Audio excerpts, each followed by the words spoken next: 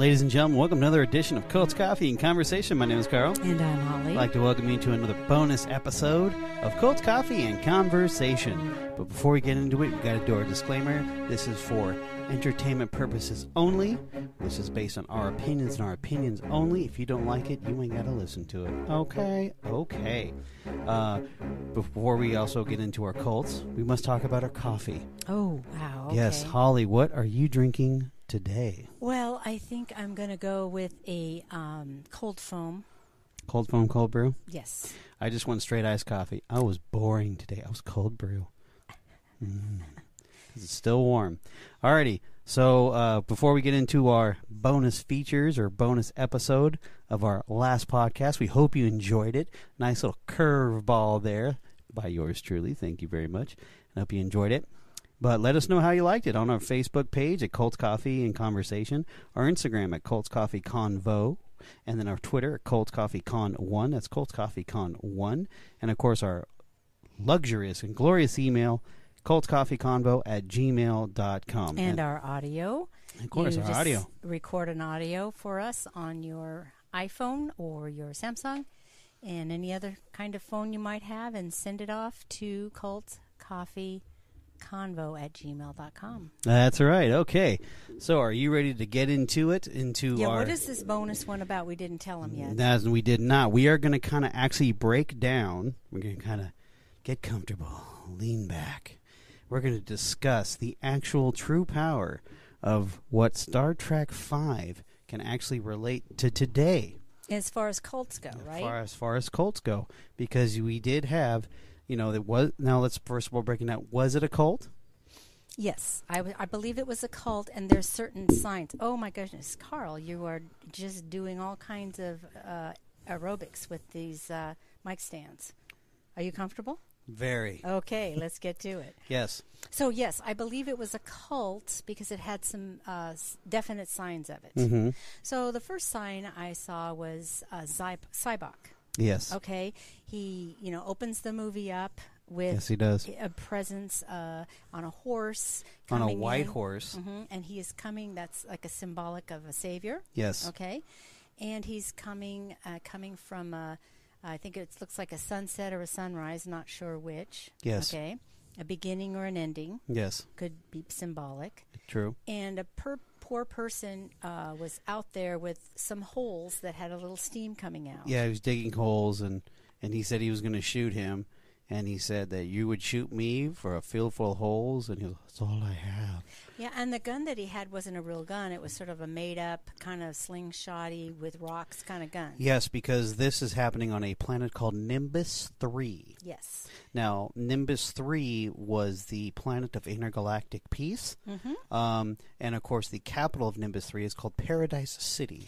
Yes, and they did not allow any weapons. They banned the weapons. That is correct. So we're going kind of through all this because this is where, just in the Star Trek genre, if you want to say, where yes. everything was kind of like in limbo. Well, because, yeah, we're just talking about their well, this was after Spock comes home. Yes. The voyage home. This is where they could do the time travel. They ended up dropping off the whales and all that kind of stuff. Mm-hmm. Funny movie. It's actually more, that was kind of more of a comedial style. I liked it. You enjoyed it, yeah, because they showed old San Francisco. Yeah, it was great. It was really entertaining. But this one here was like, okay, how are we going to transition this? Yes. Because at this time, you still had Star Trek: The Next Generation on television. Yes. So you had kind of like this, okay, how are we going to, we need to come out with another Star Trek. Yes. Okay, because they have to find a bridge, I guess, to build. But anyway, this is where it talks about them and their more personal lives. Yes. Like, for example,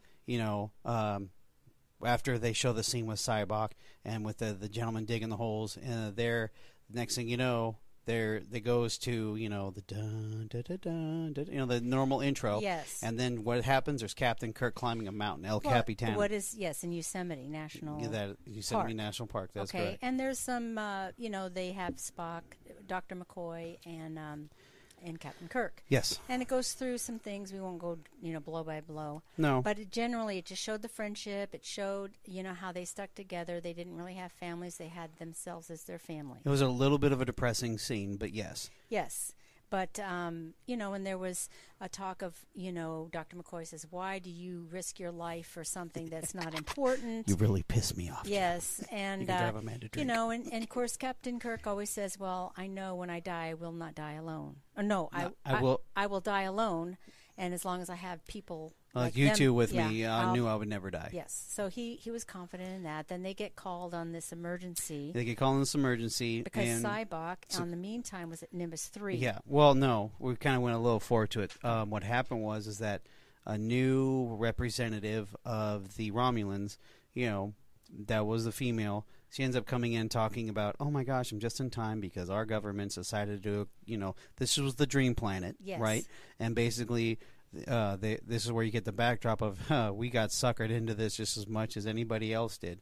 The dream died a quick death and all that kind of stuff, and the only people that we brought here were the dredges of the galaxy. Right. So this dream planet, Nimbus 3, she just arrived, right? Yeah, she just arrived, and it was terrible. Yeah, it's basically the middle. It's a desert planet. Okay. And so she came in. There was a Romulan representative. She's the Romulan representative. There's General Court, who's from the Klingons, and then of course I forgot the. It's from Starfleet. From Starfleet, yeah. Mm-hmm. I forgot what they call it, but yeah. So they were just basically discussing. And sure, during the conversation, guess what? Here comes the army of the Galactic Army of Light. Uh-huh. Yeah, they come and they ended up just quickly taking over the place because we just find out just shortly before they take over that they banned weapons from the planet, but they makeshift their own. They started fighting amongst each other. So you have a world of chaos. Okay, so in this chaos, there's Sybok, and he's able to do quick pickings of getting people who he can control. Yes, and he takes their pain away. Yeah, he takes their pain away. I mean, he does give them something. He does give them something. Yeah, he takes the pain away. But most of these people are very desperate. Yes, very desperate. And we forgot to mention in the scene that when he takes his hood off talking to the guy who's doing the holes, he's shocked that he's a Vulcan. Oh, because Vulcans are logic-based. Yes. Okay? And then, of course, at this time, when you're watching this movie, if you've never seen it before, you're tripping out because, oh my gosh, a Vulcan. The only Vulcan you really know is Sarek, who is Spock's, if you're a Star Trek fan, father.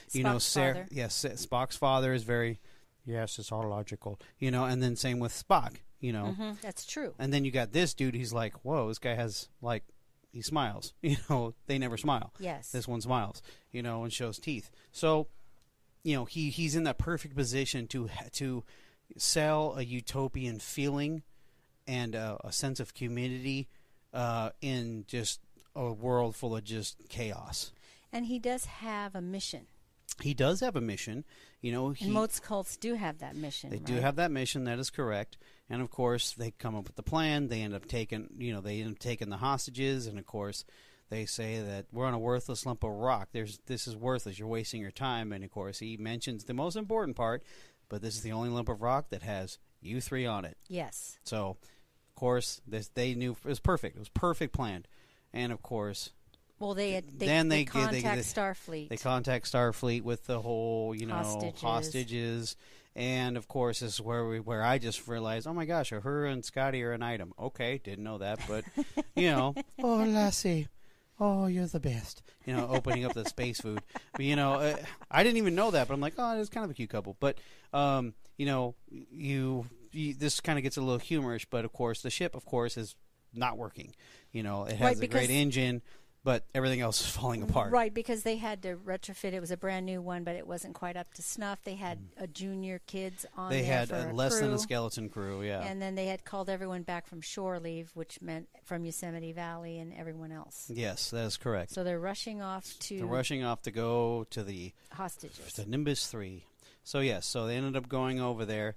And, of course, it's not like you can just do a little transporter thing like you see in the movies. Ooh, just get a location and lift them. No, that doesn't work. No, because the transporter doesn't work. Exactly, transporter doesn't work. So they have to do it old school. Get in a shuttle, fly down, yeah, exactly. And do the whole thing. And of course, they ended up, raiding the place and all that kind of stuff. And then they realized that Sybok is, it's Sybok, and of course, Well, he takes over. Somehow he does He's- overpower the away team, he overpowers the away team, which is Captain captures them, Kirk. and then of course yeah. what happens is he ends up turning Sulu into one of his followers. Well, now, let's talk about that. So he, they overtake the away team. They go back to the Enterprise. That's right? correct, and he ends up basically turning Uhura as well. Yes. And of course, Scotty's too busy fixing stuff. He just doesn't care. No, he wasn't even. He wasn't even around. And then that's how he were able to actually take over the ship. And the only three that weren't buying any of this was Spock, Dr. McCoy, and of course Captain Kirk. Yes. So they get thrown in the brig, and this is where you get some more personal information about these characters. Is that, of course, he said, "You told me to kill your." He's like, "I told you to kill him because there was an scene, opportunity. an opportunity to where he would kill Sybok, but Spock didn't do it. Spock, yeah. Spock did not kill Sybok, and he had a gun literally pressed into his chest. Shoot him, kind of thing. And no, he didn't do it. And of course, Captain Kirk is upset, and then that's where he finds out. He's like, "Oh, you told me not just to kill Sybok. You told me to kill my brother. Look, just because he's a fellow Vulcan doesn't mean." He's like, "No, he's also a son of Sarek." And then, of course, my favorite line: "You made it up." No, I didn't. Yes, you did. But he's like, "No, he's a son of Sarek." You're right. I don't have a brother. I have a half brother. So it's like, okay. And of course, I need to sit down. And then of course, they escape. Long story short, Sybok gets on the thing and starts talking about. He has a beautiful speech about, everyone calls it a different thing. Shaka Re is the place we're heading to because we're looking for kind of like a heaven. Like a heaven or a god. Basically looking for God. Yeah. But everyone has like Eden. Someone's called Eden, Vortavor, and I can't say what the Klingon says, like Kuka or something like that. And yeah. And it's like but it's a place called the Great Barrier. And after the speech is going, it goes back to the Great Barrier. We've sent probes in, ships never returned. Like it's basically like their version of the Bermuda Triangle. Hence I brought up the Bermuda Triangle. Yes. So they go in there, and for some reason, guess what? Here comes. You can't have a good Star Trek movie without the Klingons, right? Of course, there's this one rogue Klingon commander who's shooting space trash, and of course, one of the things he shoots is what was it? It was a Voyager. Oh, was it? It was a Voyager 2 or something like that. Remember that was the very first movie that they had. What a Voyager is movie. horrible. But he's shooting space trash. He's pissed off. Then he finds out about, oh my gosh, Klingon, High Councils wants someone to go over there and figure out what the heck's going on in MS3. Of course, he's like, I'll do it. He's all Enterprise. Oh, it's Kirk's ship. He's trying to be a legend. So let's go get Kirk. Yeah, Yes, go ahead. Oh, I just wanted to say, is it interesting that they got this guy shooting space trash? Right. And then they get the Enterprise that isn't even, not seaworthy, but space-worthy. Right. Okay? And it's kind of like all these are afterthoughts of, just go rescue these people. Yeah, I mean, some people don't like it because it's just an easy plot to follow, but I enjoyed it. Okay, but there is one thing that I wanted to talk about, getting more personal with who these people are that we watch, is when they're in like an observation deck. And they had Dr. McCoy, they had Spock, and I know what scene you're talking Kirk. about. Yeah. It's after they go through the barrier. Is it after the barrier? Yes. I thought it was during it. No. Oh. It was after they went to the barrier, and now they're at Shakari, is what Sybok calls it, and they're actually in that observation deck going, and then they turn to the plaque that's on the wheel to boldly go where no man's gone before. Yes. Oh, I see. That's where he's like, oh, so he goes, I guess life is but a dream, and that was brought up because. Rewind back to when they were around the campfire in Yosemite. They were singing "Row, row, row your boat gently down the stream. Merrily, merrily, merrily, life is but a dream."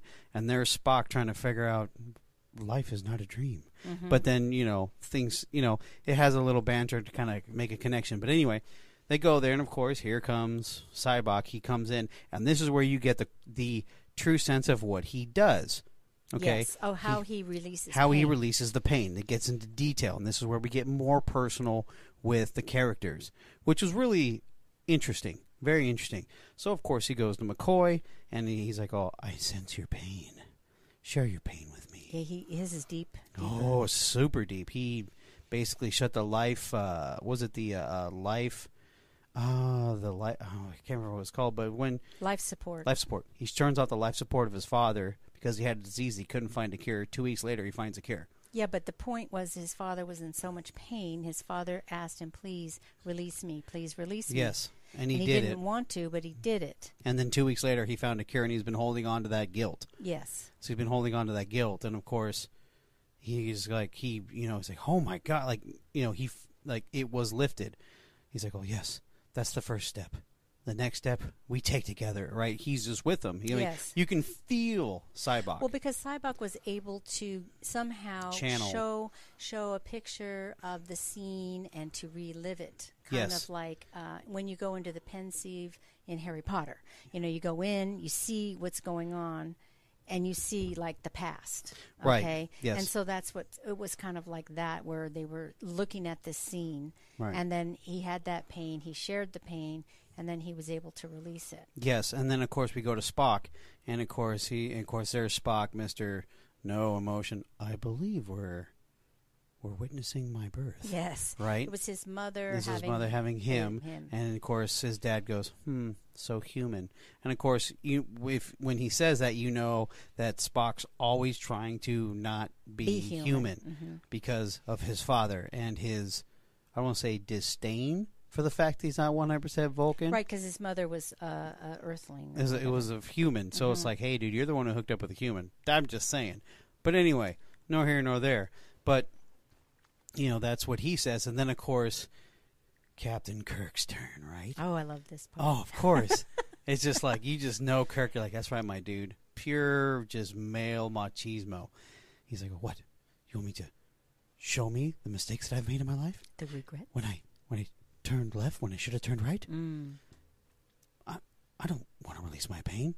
I need my pain, right? It makes me who I am. Makes me who I am. Yes, exactly. So he made a really good thing. I'm like, of course, I'm like all the time, I need my pain. Well, that's true. I mean, that kind of statement has helped me. It's a good statement. It's a great statement. It hits home. Yeah, it hits home for everybody. It's like, yeah, I mean, the way he said it, it's like, yeah, dude, what you sit here and walk around like a zombie, like, oh, I have no pain. No, pain makes us right. And also, I believe that Captain Kirk was even more.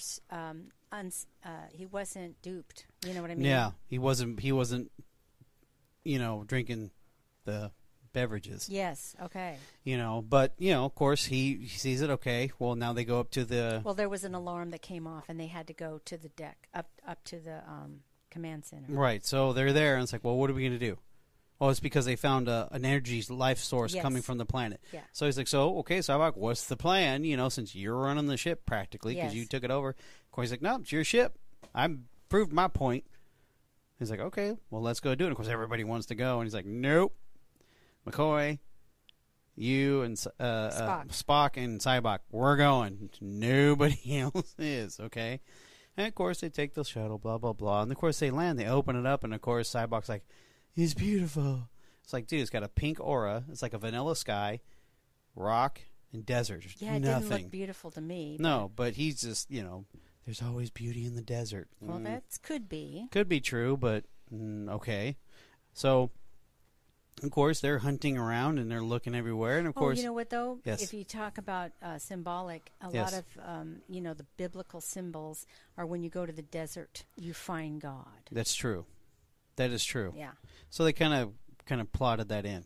Because even when you're first time watching this, you're just like, are they actually going to do something? I know. I you're really so. like, oh, no way. They're actually bringing God into this? This is crazy. But then they do reference to God. Yes, they do. A lot. Kirk does a lot. And he's just like, oh, okay. So anyway, to make a long story short, you see they give it a good 5-minute scene of them just looking everywhere, and they can't find nothing. And, of course, you see kind of like Kirk going, okay, yeah. Just as he's starting to doubt, right? Yeah, the doubt's there, and of course there's like, we've traveled far. We've traveled far. Oh, yeah. We've traveled far. It echoes through the whole place.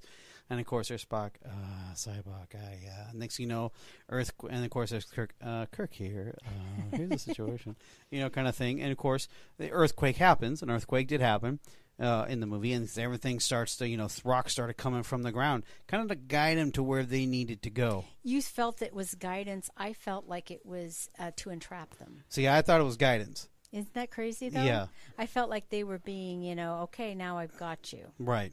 Well, I mean, you could have fit through between the rocks. That's I don't why. think so. I was like, you can fit through that stuff. No, but yeah. anyway. Well, anyway, so, yeah. So and yeah. it was There's very, a path that was built. and it was very dark. Yes, it was dark. You notice it was very dark. So next thing you know, of course, they start walking down the path. The path, and of course, like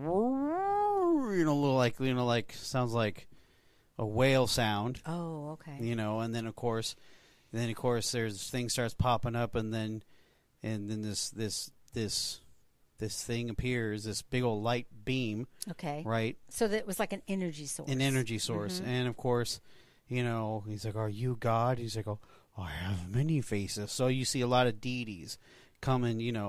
I think one was like the Greek interpretation, another one was an Asian interpretation. And they're all like faces. They're all right? faces, yeah. They're all faces of statues. And we go, okay, that's from Greece. It's very distinctive, but it's all the other gods. Okay. That people, the deities that people worship. Uh-huh. So of course, then he pulls up. Guess what? Looks like Moses. Does this is this something that Does you're more this comfortable suit with? you? Yeah, something so like that. suits you better. The faces suit you better. And of course, Sybok's like, oh my gosh, no way, I was totally right, dude. Check that out. And of course, you see Captain Kirk like, holy crap, he was right. It's just and of course, there's Bones, Mr. Doubter himself. Oh, like, he's a big time. And his eyes are about as big as saucers, so he's just like, holy smokes. And of course, but he's totally buying into it. Of course. But he's McCoy's already been released as pain. Yeah, and McCoy is very he's gullible anyway. Yes, he so, is. Anyway, so of course, how did you come here? It's like, oh, we had a starship. Oh, we've come from the distance. And through the Great Barrier. We passed the Great Barrier. And it's like, oh, what did you use a starship?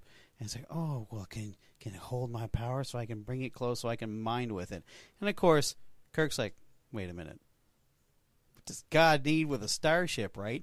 And of course, there's McCoy. Jim, what are you doing? I'm asking a question. What does God need to do with a starship? So you don't ask the Almighty for his ID. This is like, and I'm like, good point. Well, you kind of do, though, because they did in the Old Testament. Yes, they did. But, it's just one of those things to where... Well, it was a funny thing. No, it is funny. But it is funny because, McCoy is one of those... I mean, it's... You got the rational Spock who's sitting there kind of trying to digest this. You got Captain Kirk who doubts everything. And then you got McCoy who's like, okay, you know what? I'm seeing this. Yes, I see what I believe what I see. He's an emotional guy. Yes, he is. So, of course... He's asking the question. He's like, do you doubt me? I'm like, oh, yeah. Why do you need a starship? And then, of course, lightning's come out of his eyes, and that sends Kirk flying back. McCoy's freaking out. And then, of course, Spock, Mr. Perfect Timing, you still haven't answered his question. Of course, you think he's going back and checking on Kirk? No, he wants to know the answer. He still hasn't asked his question. Why does God need a starship? And nails Spock. Okay. And, of course, there's McCoy. What the heck's going on? And then, of course... Sybok, the everything's starting to make sense. Going, why are you doing this to my friends? Yeah. Why are you using this? Yes, because he was. Yeah. Mm-hmm. Of course, then the plot thickens to where I planted this in your head. Oh boy. So everything that he's been preaching this whole time is basically a lie. Yes. It's a full blown lie. And then of course the deity goes to McCoy. Do you doubt me? He's like, I doubt any god. He uses violence to prove a point. Okay. Which is, okay, it's legit.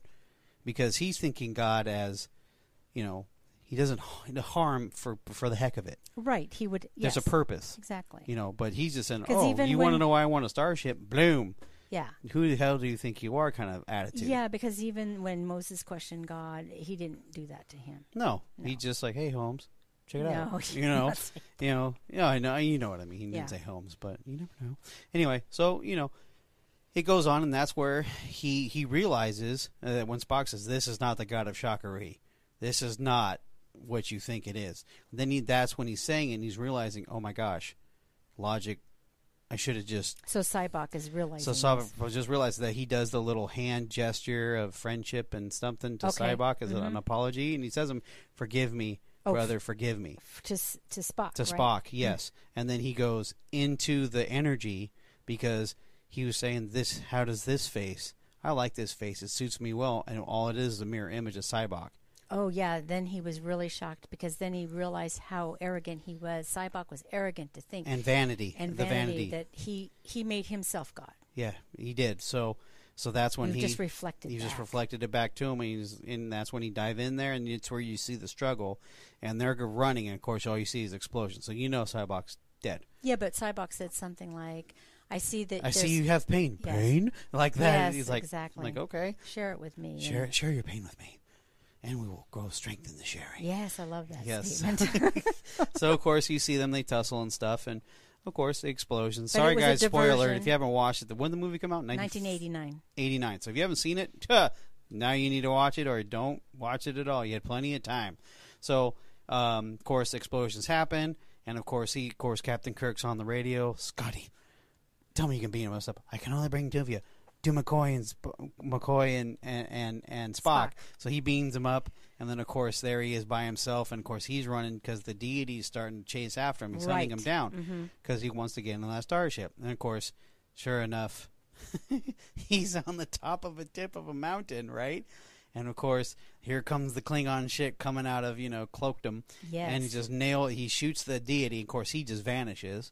So basically, they shoot the little thing out of the bird of prey mouth. Yes. Shoots the deity, and he blows up. Oh, really? That easy? Yeah. Very simple. Oh, that's crazy. Yeah. And then, of course... But they didn't get Kirk up. No, not yet. Okay. Because there's Kirk. I knew it.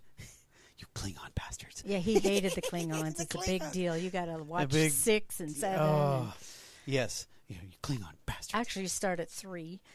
With the Klingon thing. But yes, anyway. the Klingon thing. Yeah, so he says his little infamous thing because it's always the Klingon bastards. So he says that, and of course they beam him up. Actually, 2. No, that was somebody else. No, that's Khan. Khan, yeah, he wasn't a Klingon. No Klingons in 1 or 2. I don't think 1 either, but it's been a while. Anyway. That was V'ger. Back to the main That was discussion. V'ger, remember? Yes.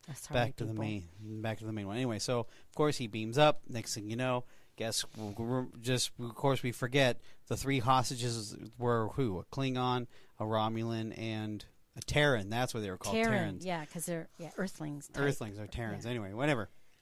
Of course, General Cord. Well, actually, while they're being beamed up and Kirk's running around, there's Spock taking over.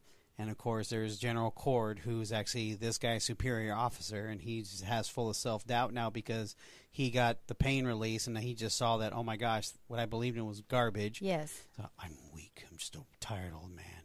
And then, of course, you hear Spock, damn you, sir. Damn you. You will try.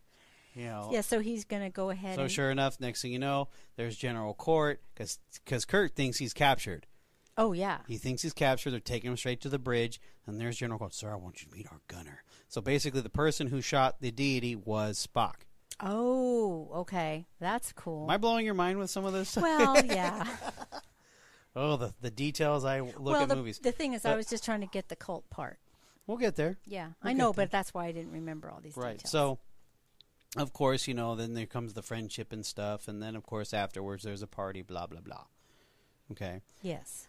So, in a nutshell, of course, this is where the reflection comes between the other two. Is there a real God? Because there's McCoy and then there's Spock. Because Spock is actually missing his brother. Mm-hmm.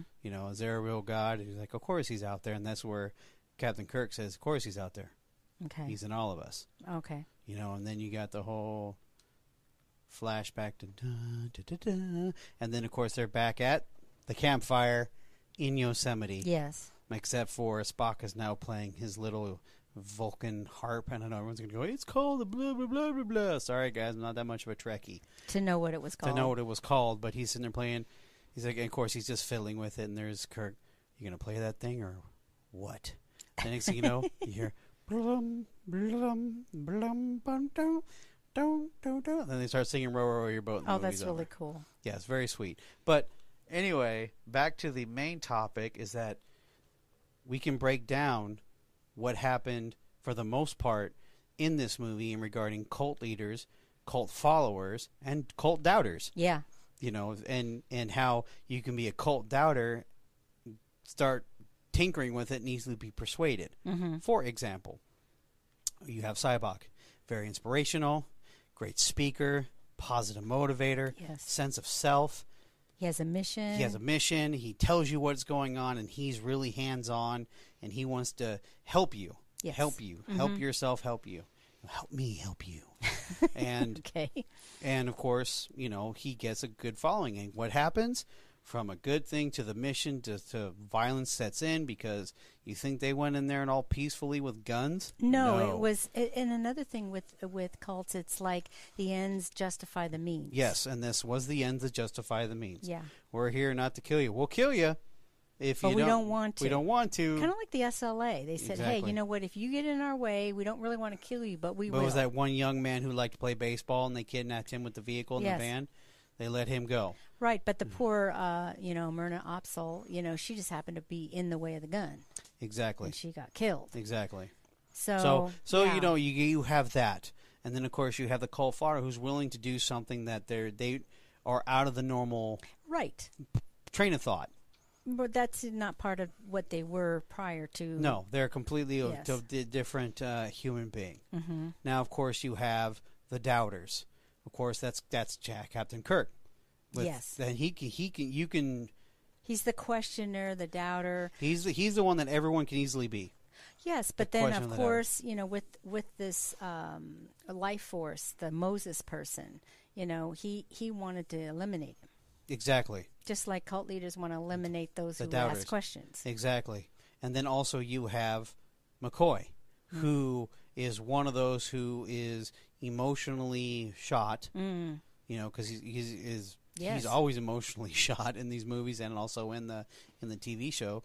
He's always value life. Yes. Treasure it. It's a beautiful thing, but at the same token, he can be easily swayed. Mm-hmm. And of course, that's what happened when share your pain with me. Yes. And it showed it, and he got hooked, hook, line, and sinker. Then you have the intellectuals. Now, the intellectual Spock, who's all about logic, looks at it, and the curiosity's there. Yes. But you're willing to be hanging around just to kind of see what happens, kind of thing, and then you'll be able to make up your mind whether it's legitimate or not. Mm-hmm. Okay, so, and that covers all three bases of humanity. Yes. So it really kind of hits home, and of course, to see Sybok himself being shown that he was duped himself. Oh, yeah. He was duped himself, and he realized that, the needs of the many outweigh the needs of the few. Or the one. Mm-hmm. So that plays into effect to where he feels that he has to make up for his sins and be, the he sacrificial lamb. Yeah, exactly. Himself. Mm-hmm. So, it does kind of play a role in our genre of podcast. It's just that Hollywood also sees this as well. And there's other movies. Oh, yeah. There's plenty of other movies that Hollywood has done in the past. Now I don't think they do so much. But in the past, they've actually done a very good job of actually presenting something to where people can actually look at not just Christianity or Buddhism or whatever religion you want to throw out. It shows that it's there, and it's something that people talk about. It's something that people have interest in, and as something that there's something there for somebody. Mm-hmm. So. Okay, well, this kind of is going to segue right into our next group. It is. Yes, there was a purpose and a reason for doing Star Trek 5. So do we want to wait for that announcement? Yes, we will wait for that announcement, but I guarantee you it does. Star Trek does play a role. Yes, it does. It does play a role. But on that note, good night, Holly. Good night, Carl.